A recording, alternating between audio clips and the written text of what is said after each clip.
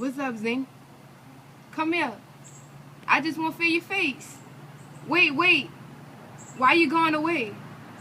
Damn, seemed just like yesterday when we was in the Camry talking about going to space. Now that you're actually there and all I can do is see your picture in my face, but it hurt too bad inside, so I stay with bloodshot eyes. And it's not from tears, it's from years, me praying that you'll never go away.